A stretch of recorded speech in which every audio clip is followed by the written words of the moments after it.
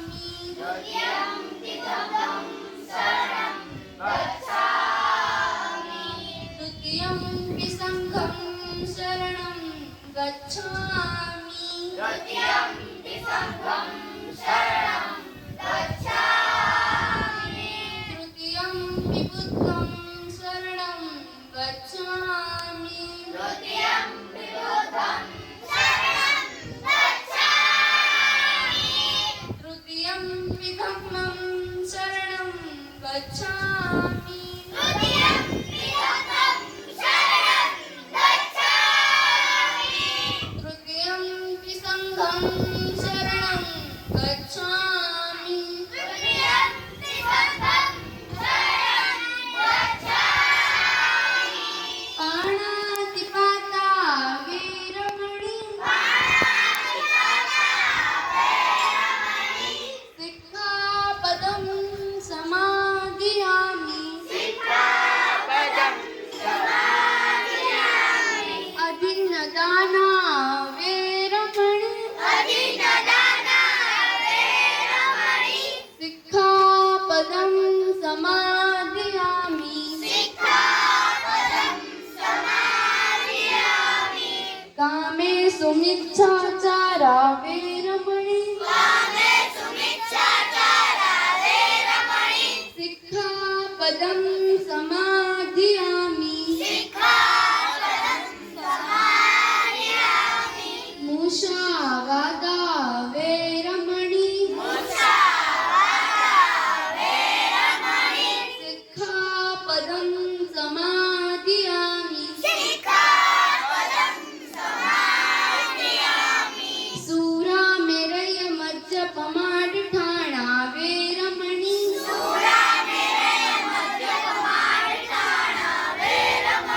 सिक्खापदं समादियामि सप्पपापश्च करणं कुशलस्योपसम्पदा सचित्तपर्योदपणम् एतं बुद्धानि शासनम् साधु साधु साधु जय भीमनो बुद्धाई जमाकोटी सन 57 में वहदलवाद पुरानी थी खूब लड़ी वो मर्दानी वो झांसी की सरकार थी एक यो महिला જેમને બહાદુરી અને વફાદારીના ઇતિહાસમાં સ્થાન ન મળ્યું પરંતુ સામાન્ય લોકોને તેમાં સ્થાન આપ્યું આજે હું તમને એવી વીરમણીની વાત કહીશ જે સમયમાં દીકરીઓને સાપનો ભારો માનવામાં આવતો હતો તે સમયમાં ઝલકારીબાઈ ભારતનો ઇતિહાસ રચી નાખ્યો હતો જેમના સાહસ શૌર્ય અને સમર્પણથી ભારતીય ઇતિહાસના પાના સ્વરૂપિત બની ગયા હોય તેવા એક વીરાંગના એટલે ઝલકારીબાઈનો જન્મ ઝાંસીના થોડા અંતરે આવેલા ભોજલા ગામમાં તારીખ 22 નવેમ્બર 1830ના રોજ થયો હતો. તેમની માતાનું નામ ધન્યાબાઈ અને પિતાનું નામ મૂળચંદ હતું. પિતા મૂળચંદ ઘરે જ કાપડ વણતા અને માતા ધન્ય અન્ય ઘરકામ કરતા. તો તેમના માતા પિતાનો એકમાત્ર સંતાન હતા તેથી તેમનો ઉછેર ખૂબ જ લાડપ્રેમથી કરવામાં આવ્યો હતો. તો નાના હતા ત્યારે તેમની માતાનું મૃત્યુ થઈ ગયું હતું તે તેમનો પિતા તેમને દીકરાની જેમ ઉછેરી હતી. અને કેવું છે કે ઝલકારીબાઈએ કીધું મારા જેવી બહાદુરી એક ટકા પણ મહિલા બતાવે તો અંગ્રેજોને ભારત છોડીને જવું પડે. બસ આટલું જ કહીશ. જય ભીમનો બુદ્ધ.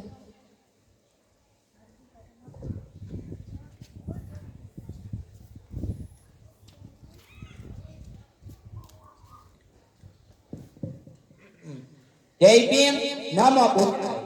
જય જોહાર જય મુનિવાસ. કે હમણાં એક સૈનિકે એક પૂતવાના કરાવી. આ કોઈ પ્રાર્થના કે ભજન નથી.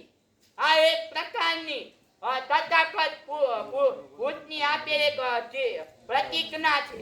તેનો એક આપેલ એક ઉપદેશ છે. તેનું આપણે આમ પાલન કરવાનું છે. કે હમણાં એક સૈનિકે એક ભૂતવાના પુરાવી. ત્યાં એક ભૂત છે. એનો અર્થ શું છે? કે તેનો અર્થ છે કે તે ભૂતવાનાની શરૂઆત થાય છે કે નમો સત્ય ભગવતો હરહતો ધમ્મા તથા તથાગત રસ ગમે તે મારું નમન ઉત્તમ તહમ કચ્છાન હું જમના તહે જાઉં છું ધમ્મમ તહમ ગચ્છામિ હું જમના તહે જાઉં છું સંગમ તહમ ગચ્છામિ હું સંગના તહે જાઉં છું દ્વિતીયમ વિપુતમ તહમ ગચ્છામિ હું બીજી વાર ભૂતના તહે જાઉં છું દ્વિતીયમ વિતમતમ તહમ ગચ્છામિ હું બીજી વાર ધમના તહે જાઉં છું દ્વિતીયમ વિસંગમ તહમ ગચ્છામિ હું બીજી વાર સંગના તહે જાઉં છું દ્વિતીયમ વિપુતમ તહમ ગચ્છામિ હું ત્રીજી વાર ભૂતના તહે જાઉં છું દ્વિતીયમ વિતમતમ તહમ ગચ્છામિ હું બીજી વાર ધમના તહે જાઉં છું દ્વિતીયમ વિસંગમ તહમ ગચ્છામિ હું બીજી વાર સંગના તહે જાઉં છું પારાતી પાતા વેરમ છેકા બદમ તમાત્યામિ હું વાણી કે જીવની હિંસા કે હત્યા ન કરવાની તથા ભૂત પાતી છેકા કહાર કરું છું અધીન તાણા વેરમ છેકા બદમ તમાત્યામિ હું ચોરી ન કરવાની તથાગત ભૂત પાતે એકતા ગ્રહણ કરવું કામે તુમિચ્છા ચારા વેરમ છેકા બદમ તમાત્યામિ હું સ્ત્રી ઉપર ખરાબ નજર ન નાખવાની કે વ્યભિચારથી દૂર રહેવાની તથાગત ભૂત પાતી એકતા ગ્રહણ કરવું એકતા કહાર કરું છું મુદ્દા વાચા વેરમણી એકતા પદમ તમાત્યા હું છોટું ન બોલવાની તથાગત ભૂત પાતે એકતા ગ્રહણ કરું છું જોરા મેરય મધ્ય પ્રમાણતાના વેરમણી એકતા પદમ તમાત્યા હું ધારું કે નતીરા પદાર્થનું સેવન ન કરવાની તથાગત ભૂત પાતે એકતા ગ્રહણ કરું છું તપ પાપ પચ અકરણ કોઈ પણ પ્રકારનું અપુષકર્મ ન કરું કુતરસ્ય ઉત્તમ પદા દાદી ટીકતા ગ્રહણ કરવી સચિતે ભર્યો તપહન પોતાના મનને પવિત્ર રાખવું રતન ભૂતાન થાતનમ આ ભૂતની શિક્ષા છે આ તેમનો એક આપેલું ઉપદેશ છે આ તેમને પ્રતિજ્ઞા છે કે સાધુ સાધુ સાધુ સાધુ શબ્દનો અર્થ લાભ થાય અને સત્યવાદમાં બોલવામાં આવે છે કે બોલવામાં આવે છે કે તથાગત ભૂતે છેરા ત્વાતે કે અંતિમ ત્વાતે એક આ સમાજ માટે એક ઉપદેશ આપ્યો હતો જે ઉપદેશ હતો અપ આ સમાજ માટે ઉપદેશ હતો એ હતો અપ દીપ ભવ કે આ તથાગત ભૂતે ઉપદેશ આપ્યો અપદીપ ભવ તેનો અર્થ શું છે કે અપદીપ ભવ તથાગત ભૂતે ઉપદેશ આપ્યો તેનો અર્થ છે કે આ કોઈ આપણે ખાવાનું છે નથી રવાનું કે ઉદાહરણ એવી કે કોઈ શિક્ષક જે વિદ્યાર્થીની પરીક્ષા લેતો હોય એ વિદ્યાર્થીને આમ સાચે જેને આમ પોતાના ગુણ લાવવાના હોય છે એમ જ આખી અમારી સમાજને આપણે આગળ લઈને આવવાની છે અને બધાય મહાનાયકોએ એક જ ભાર આપ્યો કે કીધું કે અમે ભણવાનો રાખો આ બધા મહાનાયકોએ ભાર આપ્યો હતો કે અમારું અક્ષય પૂર્ણ કરું છું જય જોહાર જય મુનિવાસી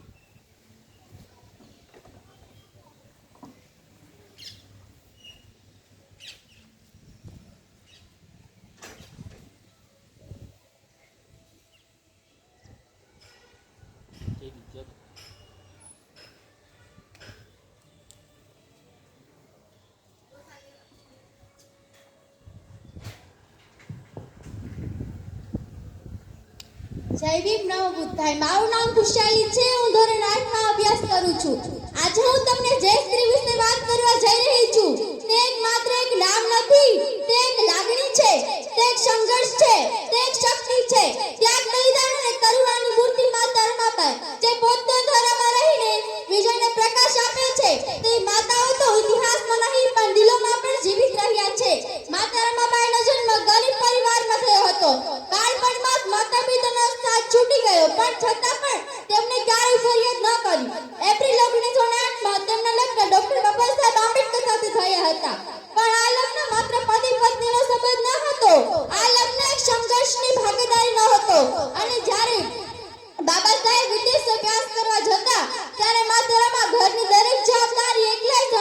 હતી અને ઘણા દિવસો તો એવા હતા કે ઘરમાં ખાવા માટે પણ કાંઈ ન હતું. તો ભૂખ્યા રહીને પોતાના પતિના સપનાને જીવિત રાખ્યા. એક માતા માટે સૌથી મોટું દુઃખ શું હોઈ શકે? પોતાના બાળકોને ગુમાવવું. માતા રમાએ આ દુઃખ પણ સહન કર્યું, પણ પૈસાની તંગીના કારણે પોતાના પુત્રને અંતિમ વિદાય પણ ના આપી શક્યા હોત. આટલા બધા દુઃખ વચ્ચે પણ તેમણે બાબા સાહેબને કહ્યું, તમે મારી ચિંતા ન કરો, તમે સમાજ માટે લડો. મારી માતાઓ અને બહેનો, માતા રમા શીખવે છે કે શક્તિ માત્ર વાતમાં નથી, ચાલ શક્તિમાં પણ હોઈ શકે છે.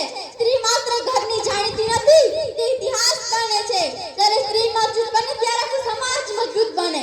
જો સ્ત્રી મક્કમ થાય તો પહાડ પણ ઝૂકી જાય, તેના આંખના આંસુમાં પણ શક્તિ છૂટી જાય. માતા રમાનું જીવન માત્ર એક કથા નથી, તે એક સંઘર્ષનો પાઠ છે, તે એક ત્યાગની પરીક્ષા છે, તે એક સાચી શક્તિનું ઉદાહરણ છે. ચાલો આપણે પણ તેમના જીવનમાં પ્રેરણા લઈએ અને એમના આપણા જીવનમાં પણ હિંમત, સંકલ્પ અને ધીરજ બનાવીને આગળ વધીએ. એક માતા માટે એક સફળ પુરુષ પાછળ સ્ત્રી હોય છે, પણ અહીં એક સ્ત્રી પાછળ આખો સમાજ આગળ વધ્યો. બસ આટલું જ કહીશ. જય ભીમ, નવ બુદ્ધાય.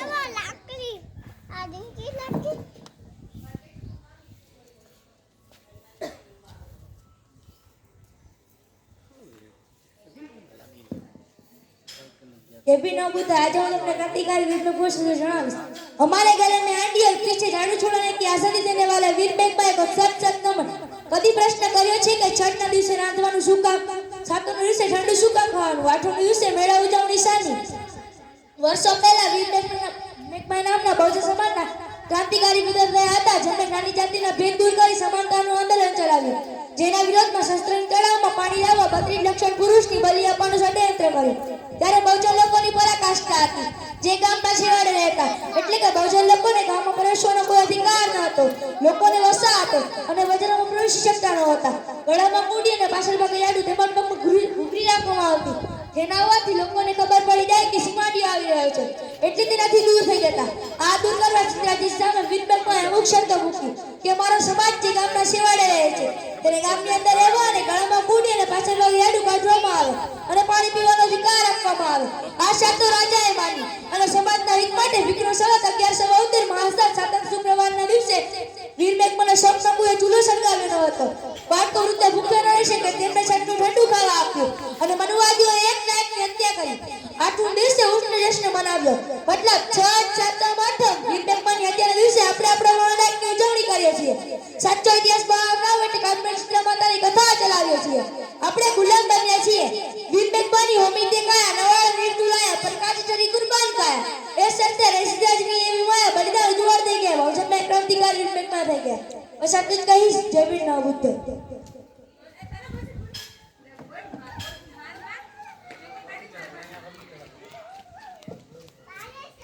જય ભીમ, નવ બુદ્ધાય. મારું નામ જાનવી છે. હું ધોરણ 7 માં અભ્યાસ કરું છું.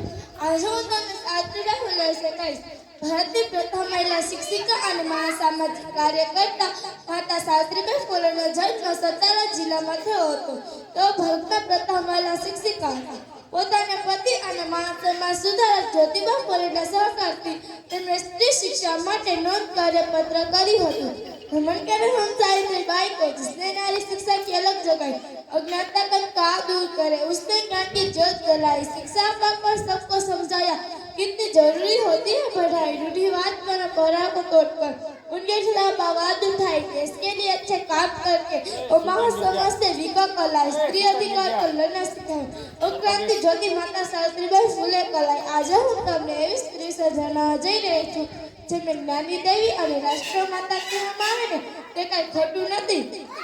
આજના સમયમાં એક જ્ઞાની દેવી માતા સરસ્વતીને માનવામાં આવે છે, પણ તે સરસ્વતી ખોટું છે. જો કોઈને જ્ઞાની દેવીનું બિરુદ મળવું જોઈએ તે માતા સાવિત્રીબાઈ ફૂલે છે.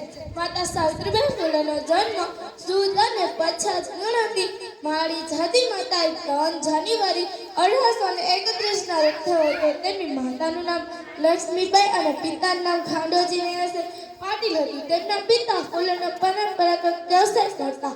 આથી ગરીબ હોવાના કારણે તો અભ્યાસ કરી શક્યા ન હતા. એ સમયમાં ઘણા દૂષણો હતા. એ દૂષણોમાં બાળ વિવાહની પ્રથા પણ હતી. એ બાળ વિવાહની પ્રથામાં દીકરા અને દીકરીની લાગણી જોઈ તેથી પ્રભાવિત થઈ ઘરે જ અક્ષર લખવાની શરૂઆત કરી. જ્યોતિબા ફૂલે માતા સાવિત્રીબાઈ ફૂલેને ભારતના પ્રથમ મહિલા શિક્ષિકા બનાવવા માંગતા હતા. આથી હેમંતનગર પુણેમાં તે પ્રશિક્ષણ અપાવવાની શરૂઆત કરી. તે સમયમાં દીકરી પત્ની કનેથી સન્માન કરવામાં આવતી હતી. તે સમયમાં તે એ જ કાર્ય કર્યું. सहाजिन ने की जड़ को पर पत्थर का मार उतारना चाहो से मासे बिजली सोच का भार.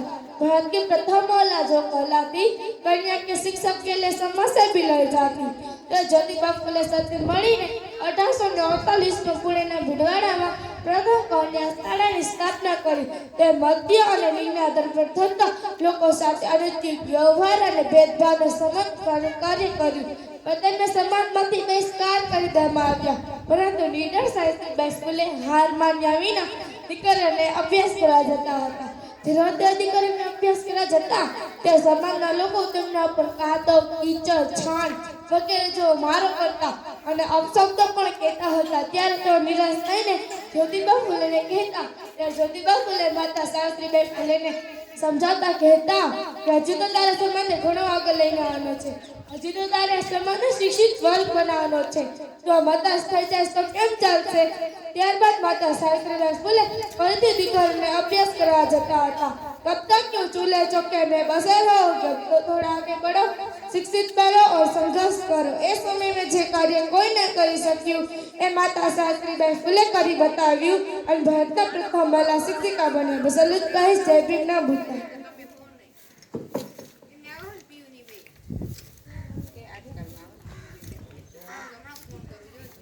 જય ભીમ નમો બુદ્ધાય. આજે હું તમને એવા માનવ વિશે થોડું જણાવીશ કે જેમણે સમગ્ર ભારત જીતી લીધેલું હતું, કે તેમણે એવું જીત્યું કે આજ સુધી કોઈ પણ ન જીતી શક્યું. તે હતું કલિંગ યુદ્ધ અને તે હતા સમ્રાટ અશોક. સમ્રાટ અશોક પ્રાચીન ભારતના મૌર્ય વંશના રાજા હતા અને સમ્રાટ અશોક તરીકે ઇતિહાસમાં જાણીતા છે. તેમના સમયમાં મૌર્ય સામ્રાજ્ય ઉત્તરમાં હિન્દુકુશની પહાડીઓથી દક્ષિણમાં ગોદાવરી નદીના દક્ષિણ કાંઠા તથા મૈસૂર સુધી અને પૂર્વમાં બાંગ્લાદેશ જીતી લીધેલો હતો, કે જે તે સમયનો સૌથી મોટો મુખ્ય વિશાળ સામ્રાજ્ય હતો. અશોકના શિલાલેખો સૂચવે છે કે કલિંગ યુદ્ધના થોડા વર્ષો બાદ સમ્રાટ અશોક બૌદ્ધ ધર્મ તરફ આકર્ષ્યા. બૌદ્ધ ગ્રંથ કથાઓ તેમને મોટી સંખ્યામાં સ્તૂપ સ્થાપવા અને ત્રીજી બૌદ્ધ પરિષદને સમર્થન આપવા અને સંઘને ઉદારતા આપવાનો શ્રેય આપે છે. ઐતિહાસિક સમ્રાટ તરીકે અશોકનું અસ્તિત્વ લગભગ ભૂલી ગયું હતું, પરંતુ 19મી સદી લોકોના સ્ત્રોતના અર્થઘટન પછી અશોક મહાન ભારતીયમાં પ્રતિષ્ઠા ધરાવે છે. બસ આટલું જ કહીશ. જય ભીમ નમો બુદ્ધાય.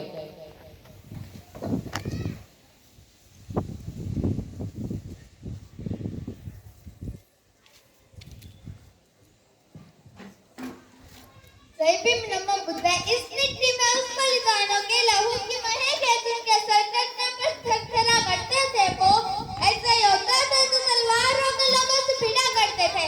जहाँ कोई सोच नहीं सकता था कि जंगल और पहाड़ों में पली पड़ी एक बालिका देश की आजादी के लिए अपने प्राणों की आहुति दे गई. वहीं से निकली एक चिंगारी जिसने शिक्षा, स्वाभिमान और बलिदानों की मिसाल दिया है. उसे युगों युगों तक याद किया जाएगा. कालीबाईનો જન્મ 1935માં થયો હતો. 12 વર્ષની ઉંમરમાં તેમના પ્રાણોની આહુતિ દેવાવાળા આદિવાસી વીરાંગના હતા. મૃગાપટ રાજ્યમાં કોઈ શાળા ન હતી, પરંતુ આદિવાસી લોકોને શિક્ષણ આપવા માટે નાના ભાઈ મિલને એક શાળા ખોલી હતી. ત્યાં કેટલાક બાળકો અભ્યાસ કરવા આવી રહ્યા હતા. મહારાવે આદેશ આપ્યો કે બધી શાળા બંધ કરવામાં આવે. મહારાવ બોલ્યા કે જો બધા બાળકો શિક્ષિત થશે તો તેમના માટે ભયંકર થઈ જશે. તેમના અધિકાર માંગવા લાગશે. તો પણ નાનો ભાઈએ શાળા ચાલુ રાખી તો તેમને ઘરમાં પૂરી બંધ વડે મારવામાં આવે છે. તો પણ નાનો ભાઈ ન માનતો તો તેમને ટ્રક વડે બાંધીને ખેંચવામાં આવે છે. ત્યાં બધા લોકો જોઈ રહ્યા હોય છે, પરંતુ કોઈની હિંમત ન થતી કે પોલીસ સામે બોલી શકે. ત્યાં તો કાલીબાઈ આવી પહોંચે છે અને બોલી ઉઠે છે કે મારા વિરુદ્ધને કેમ ખસેડવામાં આવે છે. ત્યાં એક અંગ્રેજ બોલે છે કે તેમને કહ્યું હોય છે કે તેમની શાળા બંધ કરી નાખવામાં આવે, તો પણ તેમને શાળા ચાલુ રાખી તેથી તેમને ખસેડવામાં આવે છે. ત્યાં કાલીબાઈ દાતરડા વડે દોરી કાપી તેમના ગુરુજીને બચાવી લે છે અને અંગ્રેજો તેમના પર ગોળીઓનો વાર કરવા લાગે છે અને કાલીબાઈ ત્યાં જ મૃત્યુ પામે છે. બસ આટલું જ કહીશ. જય ભીમ નમો બુદ્ધાય.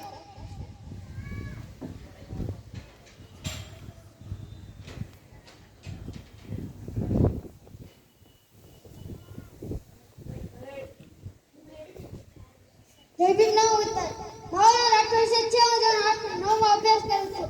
આજે તમને એવો માણસ જણાવીશ જેમને એવા શહેરમાં રસ્તા વચ્ચે મુરબ્બી ફોડતા હતા. એવા મને એક જણા મહિલા અધિકારીઓના હતા. જાતીય ભેદભાવ દૂર કરવા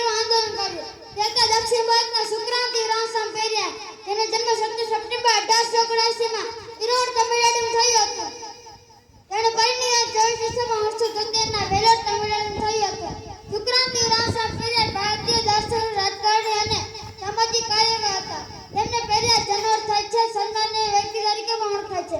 તેમણે જાતિવાદ, મનુવાદી પ્રભુત્વ અને હિન્દુ ધર્મની સમાનતા વિરોધી પ્રથાઓનો ઉગ્ર વિરોધ કર્યો.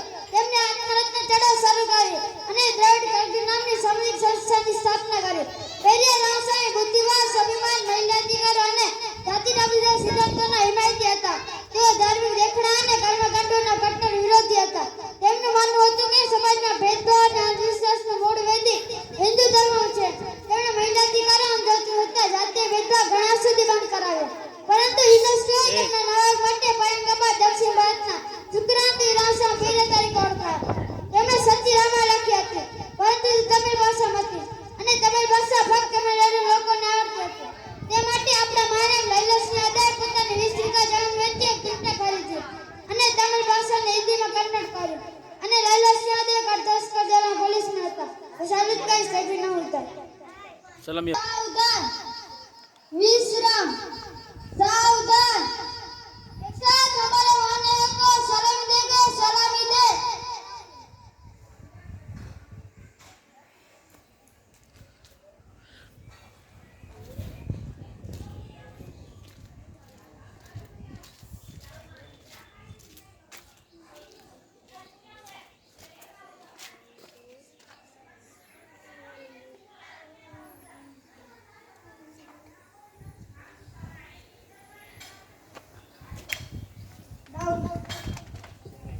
विश्राम।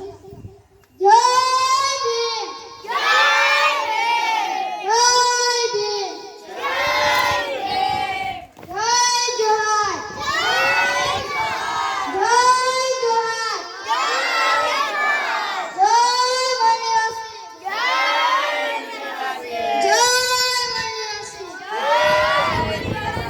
बहुजन समाज के दिन कब बहुजन समाज के दिन कब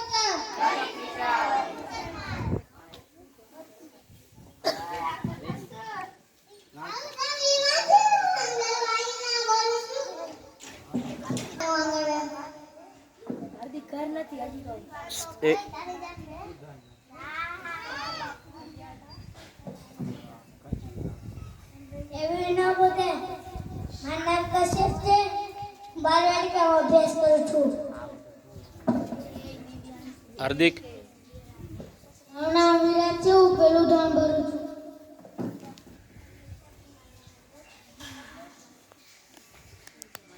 મારું નામ વંશુ છે. હું એલકેજી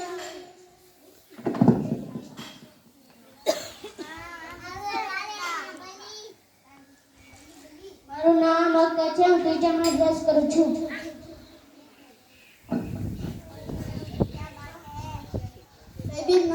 મારું નામ હર્ષિત છે. હું ધોરણ 6 માં અભ્યાસ કરું છું.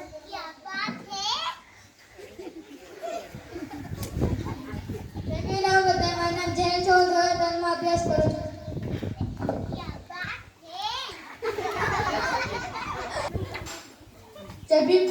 મારું નામ સોલંકી જોલ છે. હું ધોરણ 6 માં અભ્યાસ કરું છું.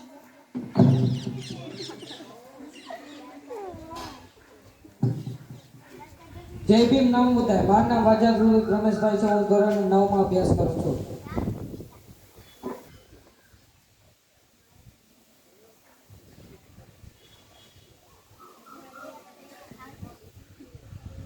જય ભીમ નમો બુદ્ધાય. મારું નામ છે. હું બાલવાટિકામાં અભ્યાસ કરું છું.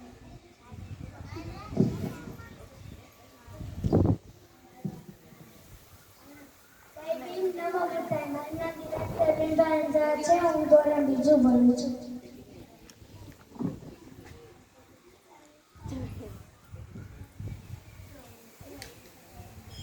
જય ભીમ નમો બુદ્ધાય. મારું નામ વાજાજી રમેશભાઈ છે. હું ધોરણ 3 માં અભ્યાસ કરું છું.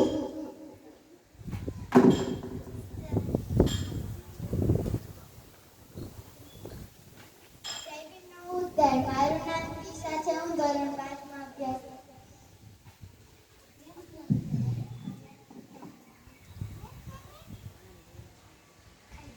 જય ભીમ નમો બુદ્ધાય. મારું નામ ધ્રુવી છે. હું ધોરણ 3 માં અભ્યાસ કરું છું.